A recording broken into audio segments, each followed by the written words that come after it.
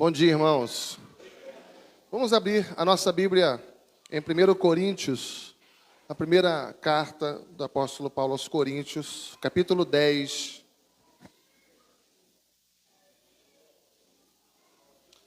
O tema dessa manhã é lidando com as tentações. E esse assunto a gente precisa trabalhar espiritualmente. Existem muitos crentes vivendo como servos de Deus mesmo, são crentes mesmos, mas estão debaixo de tentações.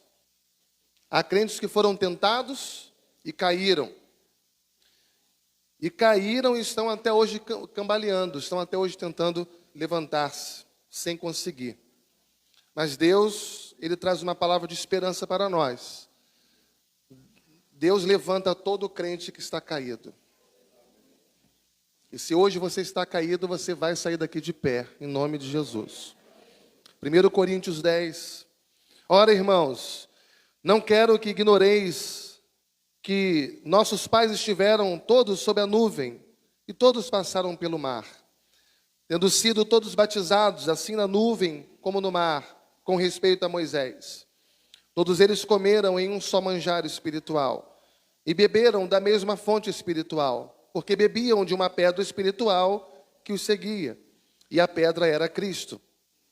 Entretanto, Deus não se agradou da maioria deles, razão porque ficaram prostrados no deserto.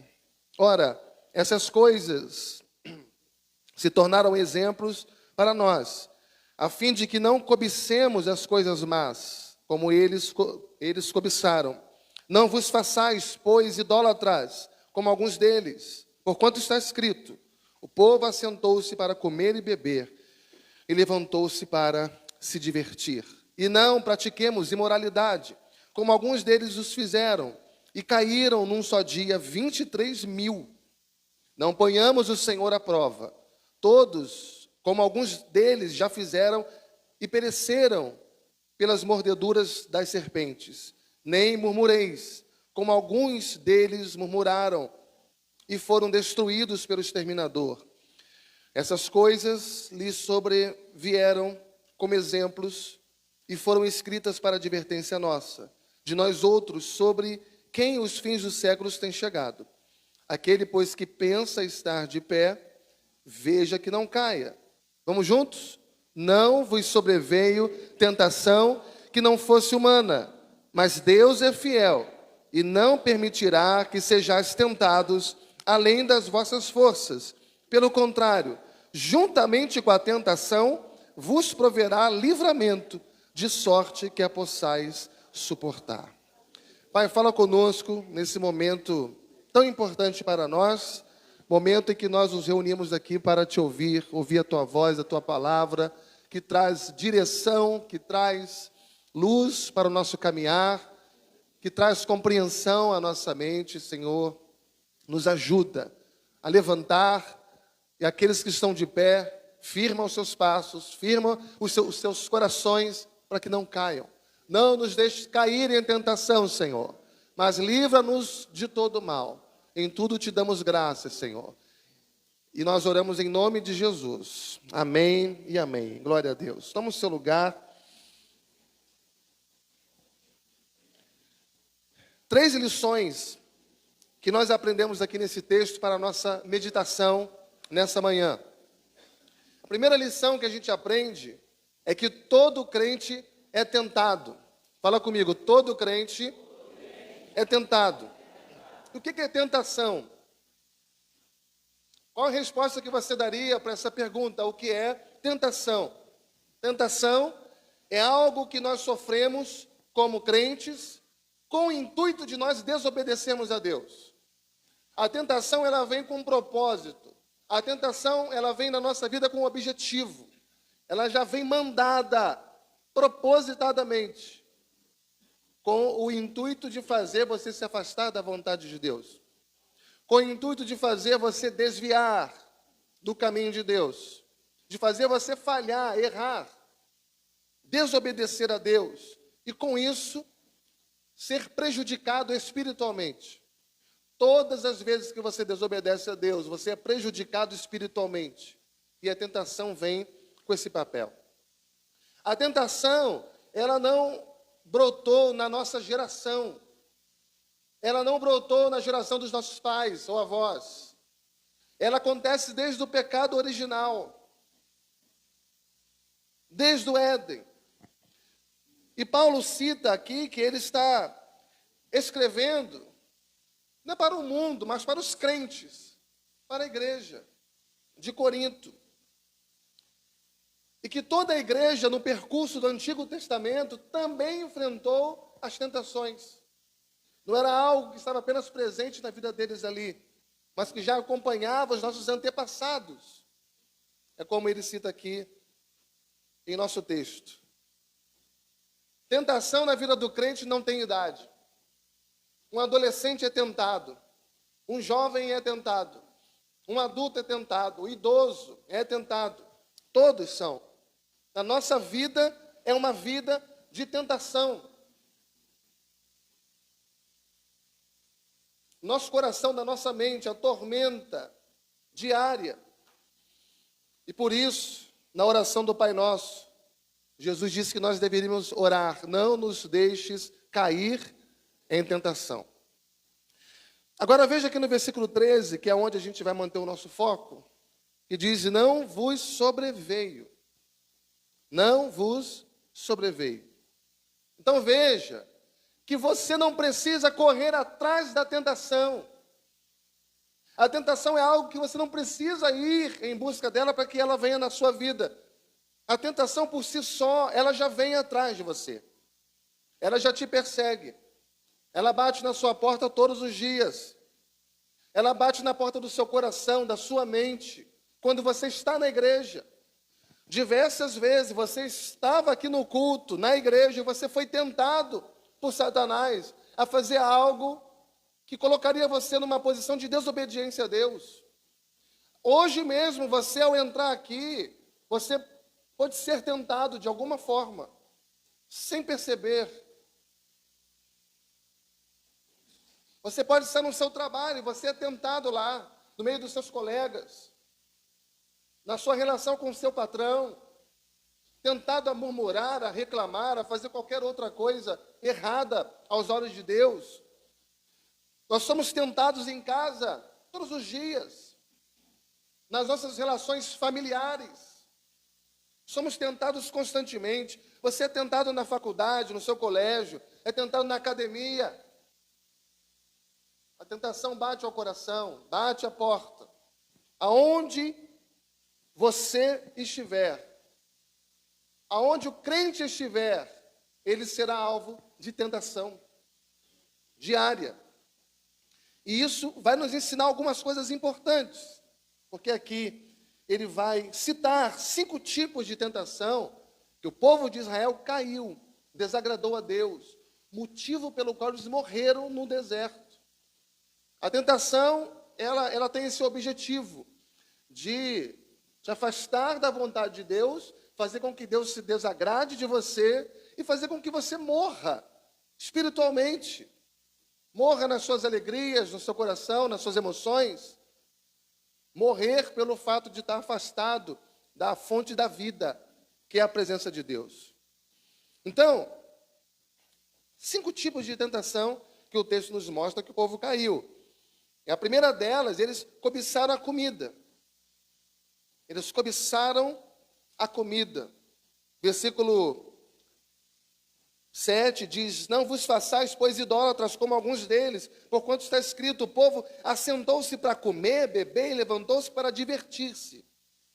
Agora, nesse contexto aqui de 1 Coríntios 10, o que significa cobiçar comida? Aqui, nesse texto, significa que eles queriam voltar para o Egito, voltar para o mundo, voltar para as práticas antigas. 10º mandamento, dos 10 mandamentos que nós temos, o 10º mandamento é: não cobiçarás. E a cobiça, ela está na origem de todos os outros pecados. Tudo começa com a cobiça. Tudo começa com a vontade que você tem de estar onde não deve estar, de olhar para onde não deve olhar, de falar para o que você não deve falar, de tocar onde você não deve tocar, tudo parte da cobiça. Ela é a raiz de todos os outros pecados. A partir dela brota todos os outros.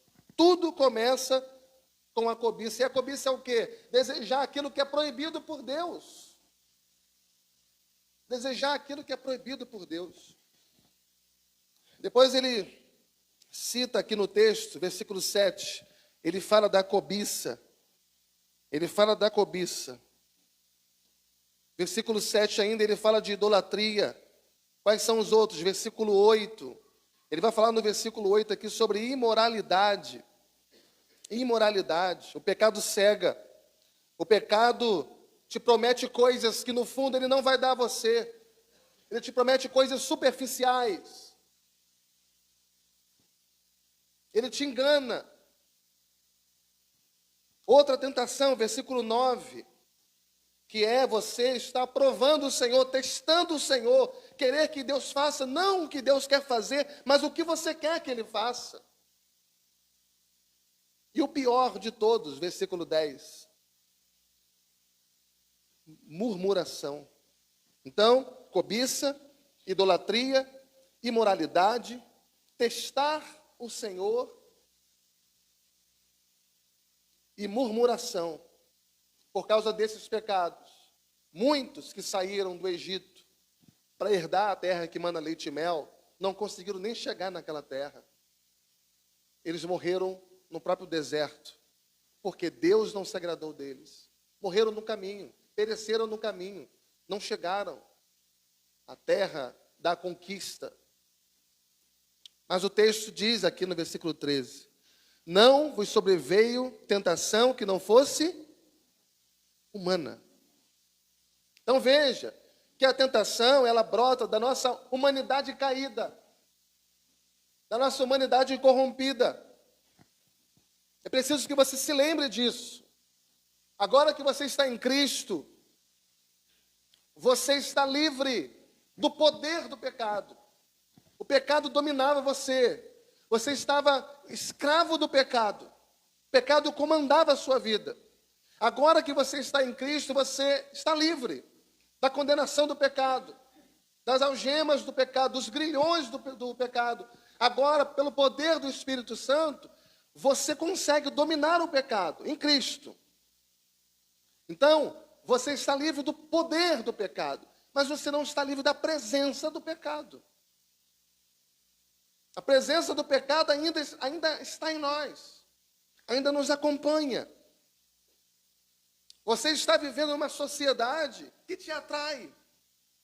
Você vive dentro de um contexto que te atrai, você vive dentro de um mundo que de alguma forma atrai você. Uma sociedade sem Deus, um mundo sem Deus, oferecendo-nos certas coisas que atraem os nossos olhos, por causa da presença do pecado que ainda está em nós. A gente sabe que Deus é amor, mas existe um amor proibido por Deus. Existe um amor que Deus odeia. E o amor que Deus odeia é o amor ao mundo. É o amor ao mundo. E João vai dizer lá na sua epístola que aquele que ama o mundo não ama Deus. Você não pode amar o mundo e amar a Deus. Você não pode viver uma relação dupla. Você não pode cochear entre dois pensamentos. Você não pode viver entre dois amores. Dividir o seu coração, a sua mente, com o mundo e Deus. Você não pode servir a dois senhores. Ou você vai agradar a um e aborrecer o outro. Aquele que ama o mundo e as coisas que há no mundo, este não ama Deus, odeia Deus. João não brinca com isso. João entende que só há dois tipos de humanidade, dois tipos de homens. Aquele que é filho do diabo e aquele que é filho de Deus. E aquele que ama o mundo, ele chama de filho do diabo. E ponto final. Não negocia. E aquele que ama a Deus é filho de Deus. Não podemos estar em cima do muro. Aquele que está em cima do muro está fazendo a vontade do diabo e não de Deus. Me lembro de uma história antiga, muitos anos que eu não conto isso aqui, mas a história conta que havia um rapaz em cima do muro e de um lado estava Cristo e o diabo estava do outro. E Jesus chamando ele para descer do muro e ir para o lado, né, de Cristo. E aquele rapaz olhava para o outro lado do muro e o diabo estava lá quieto. E quando ele olhava para o outro lado, Jesus estava sempre chamando ele. E ele indeciso. E ele olhava para o outro lado, o diabo nunca chamava ele, o diabo estava quieto. E intrigado, depois de um tempo, ele perguntou para o diabo, por que você nunca me chama? Jesus está me chamando sempre, você nunca chama. Aí ele falou, eu não preciso disso. Se você está em cima do muro, você já está fazendo a minha vontade. Você já está do meu lado. Não decidir é uma decisão. A indecisão é a decisão de não decidir. E a gente tem que pensar muito isso. Aquele que ama o mundo não ama a Deus. Então, como se não bastasse a nossa natureza caída, se não bastasse vivermos no mundo que nos atrai, se não bastasse, nos bastássemos vivermos numa sociedade que nos estimula, como se não bastasse, nós temos ainda Satanás e seus agentes trabalhando nessa direção, concordando com isso, fomentando isso, contra nós. Então, o que temos que fazer? Versículo 12, vamos ler juntos o versículo 12? Aquele, pois, que pensa estar em pé, veja que não caia. Então, a primeira coisa que você tem que fazer é levar em conta o primeiro verbo que tem no versículo 12. É qual o verbo que está aí? Pensar. E aqui nesse contexto, esse verbo é muito forte. Significa avaliar. Avaliar. Significa você entender. Significa você estar consciente de.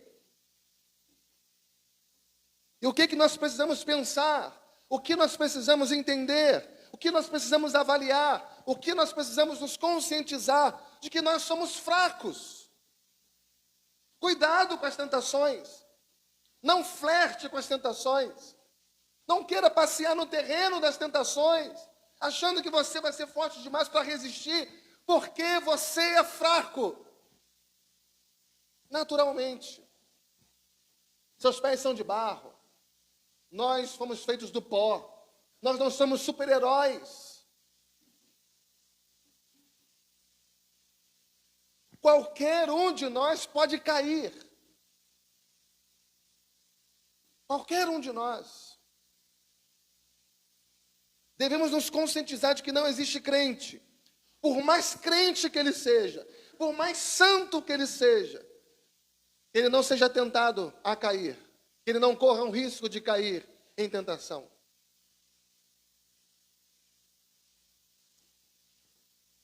E aqui eu quero abrir um parênteses para vocês. Tenha misericórdia daquele que caiu. Tenha misericórdia. Tenha misericórdia da fraqueza do seu próximo. Que a fraqueza dele, que a queda dele venha doer em você. Não venha causar em você soberba, para você estar tripudiando em cima daquele que tropeçou. Mas que você estenda a mão para que você o ajude a levantar. Tenha misericórdia do próximo. Ajude. Porque ele pode ter caído numa área que você não cairia nunca. Você é forte naquilo. Mas com certeza você também é fraco numa área que ele não cairia. Ele é forte naquela área que você é fraco. Cada um de nós tem um calcanhar de Aquiles. Cada um de nós tem um dedinho mindinho, um pontinho fraco. E é ali que Satanás mais tenta a gente. É ali que a gente mais cai. Um é tentado de uma forma, outro é tentado de outra. Mas é uma questão, irmãos, muitas vezes de geografia. É uma questão, muitas vezes, de aspectos. Paulo diz que aquelas coisas que para nós no passado era motivo de orgulho, hoje nós estamos em Cristo, deve ser motivo de vergonha. Não tem que olhar para os meus pecados do passado, lembrar deles e me alegrar com eles. Eu devo me envergonhar deles. Ou me envergonhar daquilo que eu caio hoje. Não pode ser um orgulho nosso. Segunda lição: se o crente for tentado, Deus é fiel. Versículo 13: não vos veio tentação que não fosse humana, mas Deus é fiel. Será que Deus abandona você quando você está sendo tentado? Sim ou não, irmãos? Quem foi que levou Jesus para ser tentado pelo diabo lá no deserto? Mateus 4:1. Foi o Espírito Santo. O Espírito Santo pegou na mão de Jesus e levou ele lá para o deserto para ser tentado pelo diabo. Quem permitiu, à luz de Jó capítulo 1, versículo 12, que Satanás tirasse de Jó toda a sua saúde e todos os seus bens? Foi Deus. E nós temos um Deus que não muda. O Deus do passado é o Deus do futuro e é o Deus do hoje, do eternamente agora. Temos um Deus também que não nos abandona em nenhum momento da nossa vida. E é importante a gente entender isso. Como é importante entendermos isso.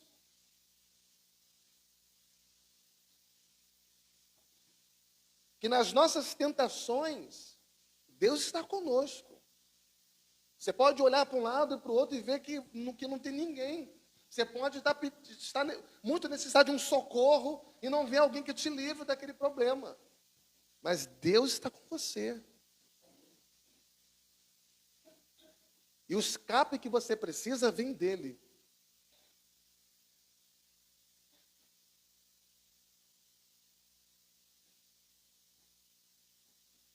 Precisamos entender que esse Deus é fiel. E Ele conhece o nosso limite.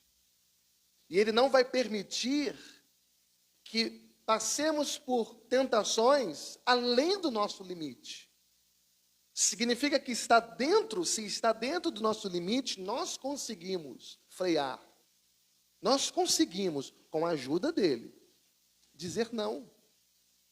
Ele não permitirá tentações que não possamos suportar. Pelo contrário, junto com essas tentações que Ele permitiu, Ele está enviando o livramento, o escape, para que você possa suportar. E sair dali vencedor, transformando tentação em provação e sendo aprovado. Não é porque é tentação, não é porque somos fracos, que a gente tem autorização para cair em tudo. Ele envia o livramento junto. É que às vezes a gente gosta de uma parte do versículo, mas não gosta da outra. A gente gosta do versículo 2, mas a gente esquece o versículo 3. A gente gosta do versículo até a vírgula, depois da vírgula a gente ignora. Você não tem carta branca para você pecar só porque você é fraco. O que eu estou dizendo é que você precisa lembrar que é fraco. E lembrar que você tem um Deus que te faz forte na sua fraqueza. E você não está sozinho, Ele é fiel para livrar você. Porque Ele está com você. Versículo 13, mas Deus é fiel e não permitirá que sejais tentados além do quê? Das vossas forças. Então Deus sabe que nós somos pó. E na sua misericórdia, Ele conhece o nosso limite, Ele sabe do nosso limite. Ele sabe das nossas lutas, das fraquezas, das dificuldades, as tentações que vêm, que nos cercam. Ele conhece extremamente, profundamente, minuciosamente, onde somos fracos. Ele conhece-nos mais do que a nós mesmos. Mas Ele é fiel. Ou seja, Ele está conosco. Ele está conosco. E a conclusão é lógica. Se Ele não permitirá que sejamos tentados além das nossas forças, pelo contrário, diz o texto, juntamente com a tentação, vos proverá livramento, de sorte que a possais suportar. Aí tem gente que vai ler isso aqui, juntamente com a tentação, nos dará livramento. Tudo bem, então na hora que eu for tentado, Deus vai abrir uma porta de emergência, eu piso naquela porta e corro. Nós precisamos ler o texto direito. Nós precisamos refletir o texto. Nós temos que mastigar o texto, morar no texto, para entendermos o texto. Juntamente com a tentação. Deus não tenta ninguém. Deus a ninguém tenta. Mas Deus permite que sejamos tentados para sermos provados. E uma vez provados e aprovados, nós cresçamos na nossa fé. Todo o propósito de Deus é que a gente cresça na fé. É que a gente amadureça na fé. É que através das lutas, das dificuldades, das tribulações, das tentações, das provações, das perseguições, da escassez, que em todas as coisas sejamos conformados à imagem do seu Filho Jesus. Você está sendo moldado o tempo todo. Moldado. Você está sendo talhado, esculpido o tempo todo. E isso dói. Esse processo dói. Mas é para o nosso bem, é para o nosso crescimento, é para o nosso amadurecimento. É para chegar lá na frente, a gente ter força, ter condição de instruir, de orientar outras pessoas mais fracas do que nós, porque já passamos por aquilo e fomos consolados pelo Senhor. E agora, com a consolação que fomos consolados por Deus, nós consolamos outras pessoas, exortamos outras pessoas, ajudamos, estendemos as mãos para outras pessoas. Amém, irmãos? Deus transforma a tentação em provação. O diabo não, o diabo quer derrubar você. Cada tentação que ele provoca na sua vida, e ele faz isso sempre, é para derrubar você. É para afastar você do propósito de Deus. É para colocar você em inimizade com Deus. Esse é o propósito dele. Sua natureza quer derrubar você, o mundo quer derrubar você, o diabo quer derrubar você, e Deus vai lá, Ele te ajuda, te fortalece, para transformar tentação em provação. Ele proverá livramento. Mas que livramento é esse que Ele provê? Número 1, a gente tem que entender uma coisa, Lucas 4. Lucas 4, olha só. Suponhamos que você foi para um lugar que você não deveria ir como crente. Imagina agora em um lugar que como crente você não deveria ir. Cuidado, hein? Chegando lá, você foi convidado a fazer uma coisa que você não deveria ter feito.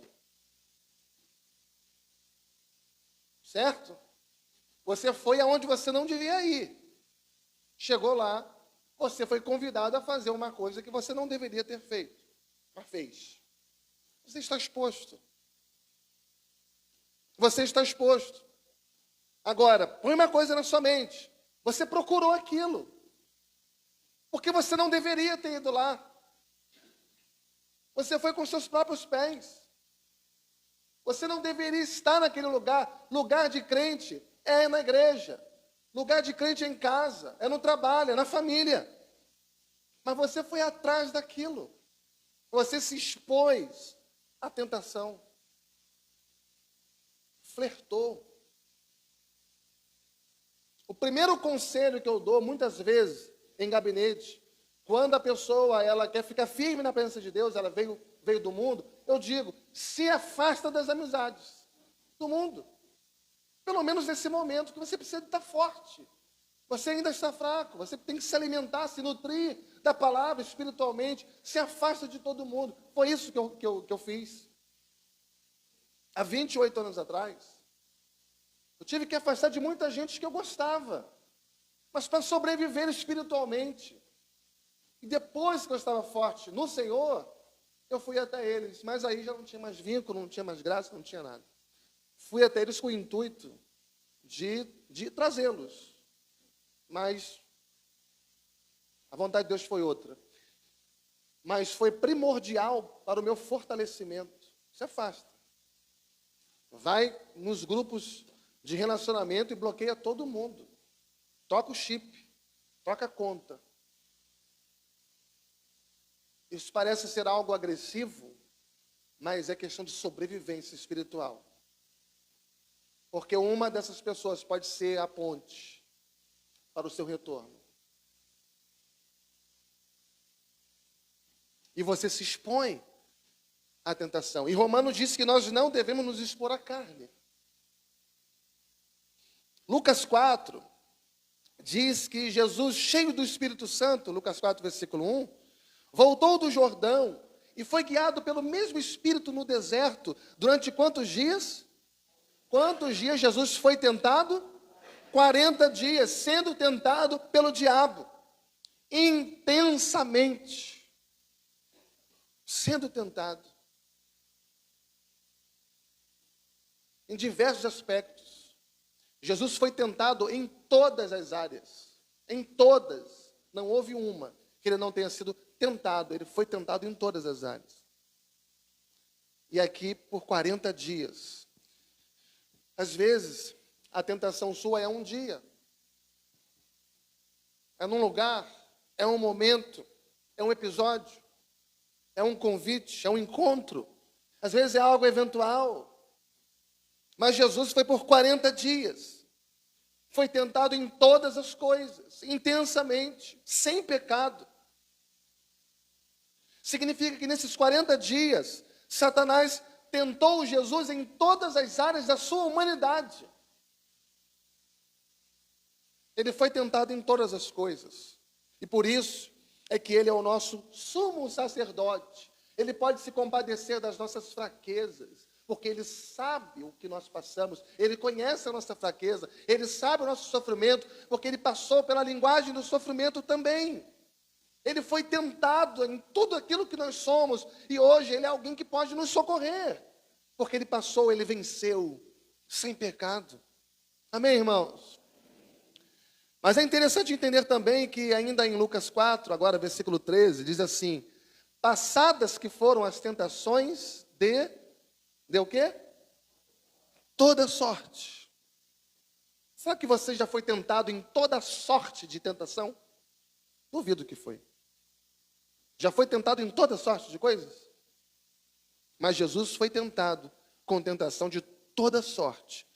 Passadas que foram as tentações de toda sorte, apartou-se deles o diabo até, irmãos, momento oportuno. Até momento oportuno. Significa que Satanás tentou ele em tudo que pôde, deixou Jesus por um tempo e esperou o momento oportuno para contra-atacar ou para voltar a atacar. Satanás fica na espreita, irmãos. Ele está olhando no buraquinho do muro, esperando o momento certo para dar um bote em nós.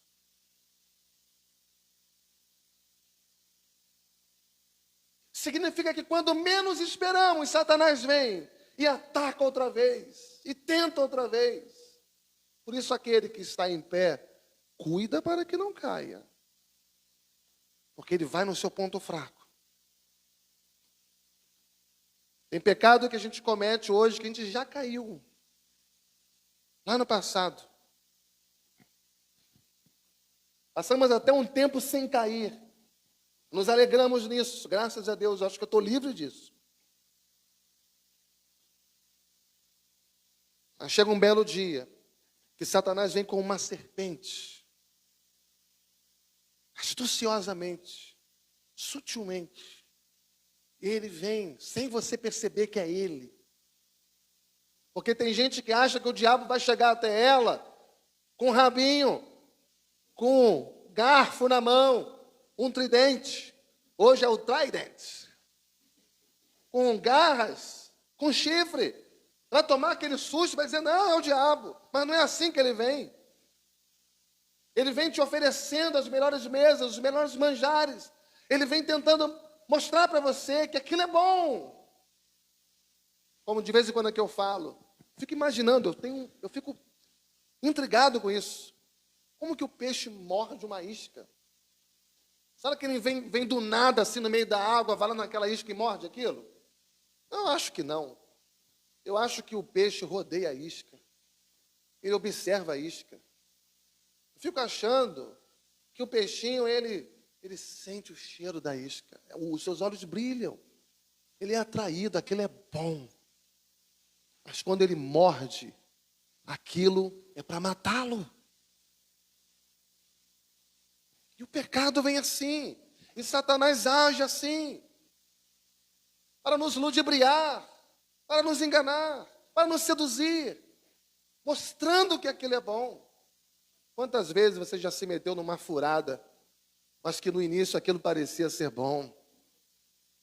Lá foi você de novo, pobre, cego, miserável e nu. E caiu. O diabo vem no tempo oportuno e derruba aquela pessoa. Nós somos tentados em todas as áreas. Salmo 116, versículo 7. O salmista diz assim: volta, minha alma, ao teu sossego, pois o Senhor tem sido generoso para contigo. De que maneira o Senhor foi generoso para com ele? De 3 formas. Olha no versículo 8. Número 1, pois livraste da morte a minha alma. Número 2, das lágrimas, os meus olhos. Número 3, da queda, os meus pés. Me livrou a alma da morte, me livrou os olhos das lágrimas e os meus pés da queda. Ele é fiel e não deixará que sejamos tentados além das nossas forças. Junto com a tentação virá o livramento, o escape. E o escape, o primeiro escape que você tem, não é uma porta de emergência que abre para que você corra. O primeiro escape que você tem é clamar o nome de Jesus. O sangue de Jesus tem poder. Senhor Jesus, vem sobre mim, me fortaleça nessa hora. E corre. Fala para o seu irmão aí, corre, meu irmão. Clame a Deus. A porta de emergência é clamar a Deus. É se revestir do poder de Deus, se revestir da palavra, se revestir da oração, da comunhão com Deus.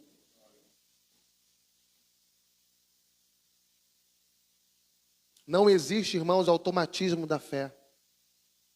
Na caminhada cristã, na vida cristã, não tem um botãozinho que você aperta. Não tem uma varinha mágica. Ou palavrinha mágica. É vida com Deus, é ser habitado pelo Espírito Santo.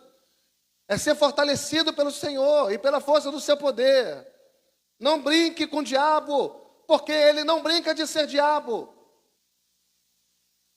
Não deis lugar ao diabo, porque se der ele toma. Olha o que diz em Efésios 6:10. Quanto mais, sede fortalecidos no Senhor e na força do seu poder.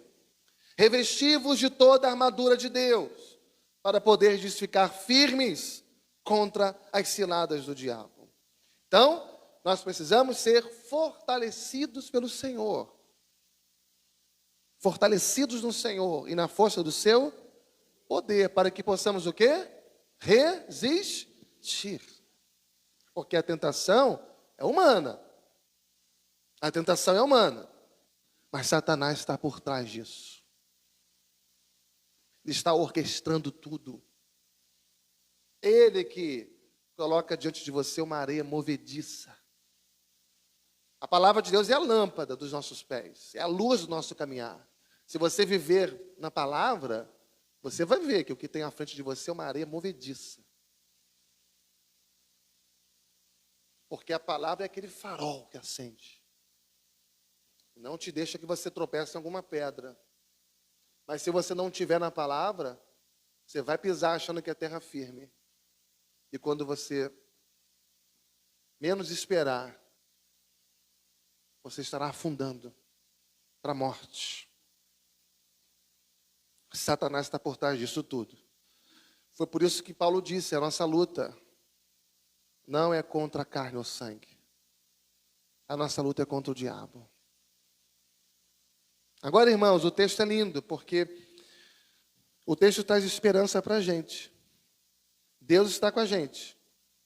Nós somos tentados, Ele é fiel. Veja algo que Paulo coloca aqui, em Romanos 8:13. Romanos 8:13. Aí na sua tela, aí, na nossa tela. Porque se viverdes segundo a carne, caminhais para a morte.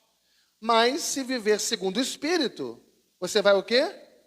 Mortificar os feitos do corpo e certamente viverá. Viverá. Se você viver segundo a carne, você vai morrer. Não tem outro caminho, senão o caminho de morte. Todos aqueles que viverem segundo a sua carne, fazendo a vontade da carne, vai morrer. Mas se você viver segundo o Espírito, o que o Espírito Santo faz? Ele vai agir na sua vida. O Espírito Santo não é inerte. Ele se move em nós. Ele, quando habita em nós, ele ocupa todo o espaço do nosso ser. E ele vai trabalhando. E ele vai mortificando. Ele vai mortificando tudo em nós que desagrada a Deus. E aquilo que vinha para trazer morte, porque foi mortificado pelo Espírito, agora nós encontramos a vida. Que privilégio que a gente tem, irmãos. Olha como que vale a pena fazer parte da família de Deus. Olha como que vale a pena ser do Senhor. Olha como que vale a pena não brincar de ser crente. Porque não adianta se você brinca de ser crente, você engana a si mesmo. Você brinca de ser igreja, você engana a si mesmo. E não existe pior engano do que o auto-engano. Enganar a si mesmo. Se você está na igreja, um pé na igreja, outro pé no mundo, você pensa que está na igreja, mas você não está. Como aquela ilustração que eu dei de cima do muro. Você está dentro com os dois pés, outra fora. Não adianta você estar aqui com o corpo inteiro, sua mente está lá fora. Seu coração está lá, no mundo. Ou você é de Deus ou do diabo, não tem meio termo. Que privilégio a gente tem de ter sido escolhido pelo Senhor, apesar das nossas fraquezas. Apesar das nossas limitações, é uma honra para nós. Honra que nós devemos valorizar ao máximo. Valorizar. Como que eu posso valorizar? Viver segundo a vontade de Deus. Se eu não consigo isso, se eu não alcanço aquilo, eu orar e dizer, Senhor, me ajuda a conseguir. Porque sozinho eu não consigo. E se eu ficar dependendo de mim mesmo, eu só vou desagradar ao Senhor. Me ajuda, Senhor. E aí, você se humilha diante dEle. Você passa a ver uma vida de dependência dEle, porque Ele vai te ajudar. Ele vai fortalecer você. Porque o papel do Espírito Santo é esse, entre outras coisas. É fortalecer você, capacitar você a viver segundo a vontade de Deus. E esse é um privilégio que você tem, que você não pode desprezar. O privilégio de ter o Espírito de Deus habitando dentro de você.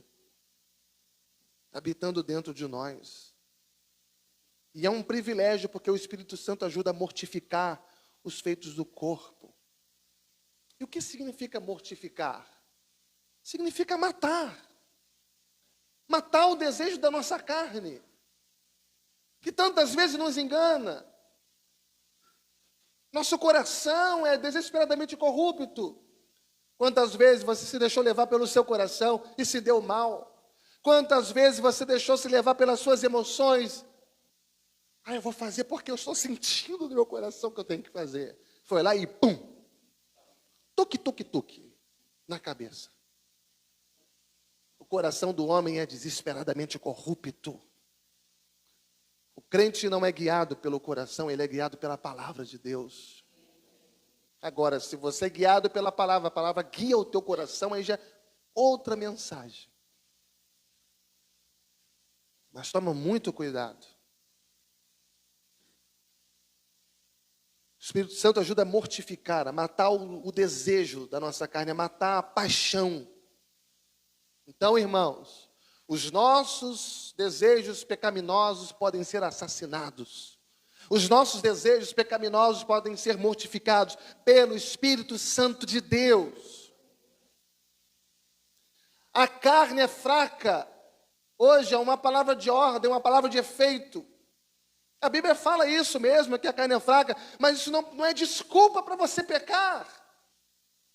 Isso é um argumento que você precisa para depender cada vez mais de Deus. A carne é fraca, mas o Espírito é forte. E ele está pronto. Não é desculpa para o crente pecar. É tudo que ele precisa saber. Para ele estar aos pés do Senhor e dizer: Senhor, tem misericórdia de mim, porque a minha carne é fraca. Não é dizer: Senhor, tu sabes, né, Senhor? Minha carne é fraca. Ah, pastor, eu pequei nisso, naquilo. Mas quem não peca, atire a primeira pedra. A carne é fraca, pastor. Eu fico pensando, aonde que está o Espírito Santo? Está vagando. Porque não está ali. É aquela história, a gente gosta de uma parte do versículo, descarta a outra. Os nossos desejos pecaminosos podem ser assassinados, mortificados pelo Espírito Santo de Deus, e por isso aqueles que são guiados pelo Espírito mortificam a carne.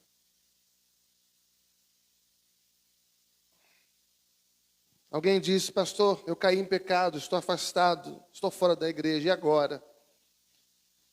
Eu quero dizer para você que quando um crente cai em tentação e peca, existe festa no céu, não. No céu, não. Existe festa no inferno. Festa no céu é quando o pecador se arrepende. Mas quando o pecador cai, quando o crente cai e peca, existe festa. Festa no inferno. O salvo, o crente em Cristo, aquele que tem o seu nome escrito no livro da vida. Olha só, hein? Agora você vai fazer o seu autodiagnóstico, se você é salvo ou não. Se você é crente de verdade ou não. Eu não posso julgar ninguém, julgue-se a si mesmo. Mas o crente salvo, quando peca, ele cai em tristeza profunda, porque ele pecou. O Espírito Santo o impele a isso. Ele não se deleita naquilo. Ele cai, ele peca. Mas logo ele cai em si e vem uma angústia, uma tristeza. Eu não deveria ter feito isso com meu Deus. Agora é com você.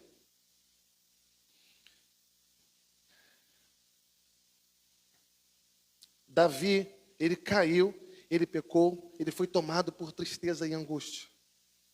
E quando ele vai orar a Deus, ele fala: Senhor, restitui-me a alegria da salvação. Porque eu estou profundamente triste, eu preciso que a minha alegria seja restituída. Ele quis dizer: Senhor, me perdoa, estou arrependido.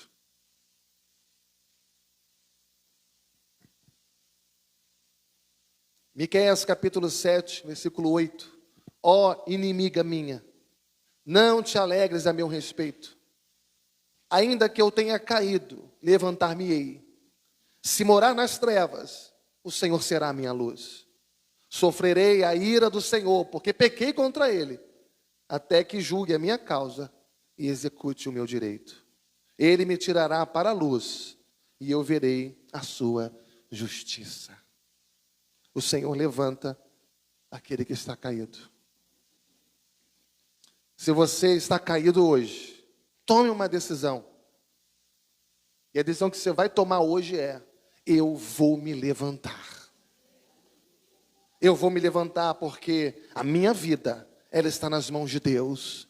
e Deus levanta os abatidos. Se cair, não ficará prostrado, porque o Senhor o segura pela mão. Salmo 27:14, espera pelo Senhor, tem de bom ânimo, e fortifique-se o teu coração, espera, pois, pelo Senhor. Amém, irmãos?